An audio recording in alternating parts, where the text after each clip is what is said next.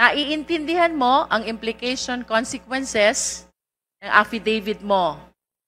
Hindi ka ba natatakot makulong?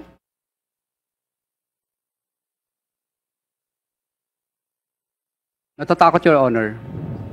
Hindi ka ba natatakot makulong ang asawa mo? Natatakot, Your Honor. Hindi ka ba natatakot na mapalayo kayong mag-asawa sa inyong mga anak? Natatakot, Your Honor. Then why? Why did you execute this affidavit? Your Honor, mas natatakot po kasi kami sa buhay namin ngayon dahil kinukuyog na po kami ng taong bayan. Kaya po, nag-execute po kami ng affidavit na ito dahil 120 million Filipinos po ang parang gusto kaming patayin at kami na rin po ang pinag-uusapan sa mga misa ng simbahan. Opo, kaya po napilitan po ako, sa totoo lang po, napilitan lang po akong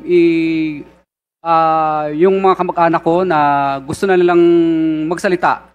Sapagkat po lumalabas na parang ang sama-sama po namin. Parang gusto kaming patayin ng buong 120 million na Pilipino. Kaya ngayon po, naisip po ng misis ko at ako po na mas mabuti pong yung mga pinangalanan na lang po namin dito ang maging kaaway namin at yun na lang po, alam namin po na ito lang po ang papatay sa amin, itong mga taong ito. Hindi po yung 120 Pilipino na gusto kaming katayin. At yung nangyayari po sa amin dito ngayon ay parang nakakahiya.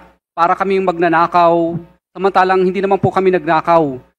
Napilitan lang po kaming gawin ang bagay na ito sapagkat mutual terminate nila ang mga project namin, hindi kami pinasisingil. Road ride of way ang nangyayari po. Kaya po, kami po ay isinigaw na lang po namin ito kasi namili po kami, mag-asawa. Bulak, 1 kilong bulak o 1 kilong ginto. Ang pinili po namin, 1 kilong ginto. Dahil una, pareho lang naman siyang mabigat. Yung bulak at saka ginto, pareho siyang mabigat. Pero pinili po namin yung ginto. Kahit po kami mamatay bukas o papatayin po kami ng mga politikong ilang piraso na ito, alam po namin na may dangal po kaming mamamatay. Kaysa naman patayin po kami ng buong Pilipino sa Pilipinas. Na kahit saan po kami magpunta sa dulo ng Mindanao, Luzon at Visayas ay parang kaaway po namin lahat ng mga Pilipino. Samantala ngayon po, natatakot po kami sa buhay namin. Alam namin kung sino lang ang kaaway namin. Yung mga pinangalanan po namin dito, ito na lang po ang alam namin kaaway. Hindi po 120 million Pilipino po ang kaaway namin. Kaya sana po, pagbigyan niyo po sana kami kasi yung iba pong mga gusto pa pong mag-witness ng mga contractor, kung ako po ay inyong parurusahan po sa ginawa kong ito at ako po ay papagalitan po ninyo, wala na pong iba pang sisigaw ng mga contractor sa buong Pilipinas. Dahil una matatakot na sila kung ano po ang mangyayari sa akin. Kasi ang mangyayari po, parang nagbibigay po tayo ng hudyat sa iba't ibang pang mga contractor na, hoy, tingnan nyo, ang nangyayari kay Curly at saka kay Sarah, tutulad ba kayo dyan para mag-star witness? Hindi na sila sisigaw, parang nagbibigay po tayo ng anyaya sa lahat ng mga tao na ang maging star witness. Chair, if I may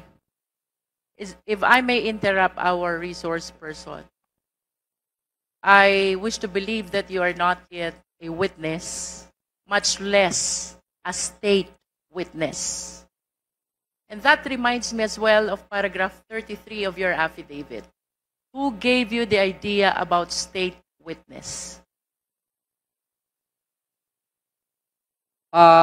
Bali, ano po, ito po ay sinubukan po namin sapagkat kami po ang Please respond to the question, Mr. Diskaya.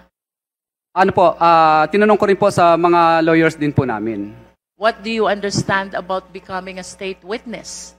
Who decides for you to become a state witness? Ang ano po, presidente po at saka yung Senate po. I don't DOJ, think so, Mr. po. Diskaya. Becoming a state witness is a decision that comes from the court and not from you. And there are requirements that we have to consider. If I may share this to the public, under the rules of court, to become a state witness, number one, the testimony must be, there must be an absolute necessity for the testimony. Number two, it can be corroborated. Number three, no other direct evidence Number 4, no previous conviction. And number 5, the accused must appear as not the most guilty. Do you think with these requirements, the court will approve